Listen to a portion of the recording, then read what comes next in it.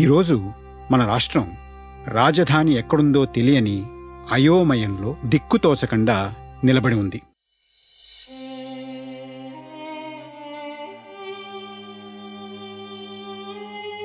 వైజాగ్ అంటాడు, కర్నూలు అంటాడు, విశాఖపట్నం అంటా అటంటా ఇటంటాడు. మేమేం చేయాలయ్యా? తంతున్నారు, కేసులు పెడుతున్నారు. అసెంబ్లీకి మేము అడగడానికని వెళ్తే మా అమ్మాయిని కొట్టారండి పోలీసులు. చంద్రబాబుని మించి ఈయన డెవలప్ చేస్తారన్న ఉద్దేశంతో ఓట్లేశారు, ఆయన గెలిపించారు. తర్వాత బొక్క బోర్లా పడ్డారు. ఇది ఎడాపెడా జరుగుతున్న దగా. ఈ రాజకీయ క్రీడలో నలుగుతున్నది అమాయకంగా గంపెడాశతో రాజధానికి భూములిచ్చిన రైతులు, వారి మీద ఆధారపడ్డ వ్యవసాయ కార్మికులు.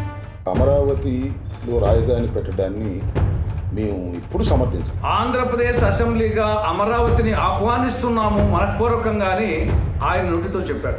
మనం కూడా మారాలి. సౌత్ ఆఫ్రికా లాంటి దేశం చూస్తే దానికి 3 క్యాపిటల్స్ ఉన్నాయి.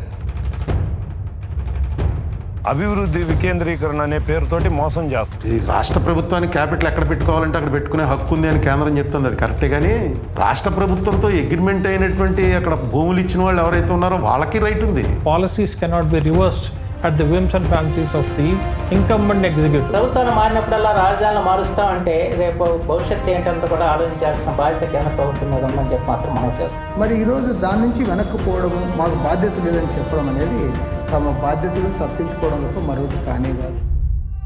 ఇంతటి ఘనచరిత్ర కలిగిన నేటి మన ఈ రాజధాని, పాలనా వ్యవహారాలకు కేంద్రంగా ఉండాల్సిన అమరావతి ఇవాళ రాజకీయ రణక్షేత్రంగా కనిపిస్తోంది. నిరసనలు, నినాదాలు, వాదాలు, ప్రతివాదాలు, అభ్యంతరాలు, సమర్థనలు, వీటికి వేదికగా మారింది.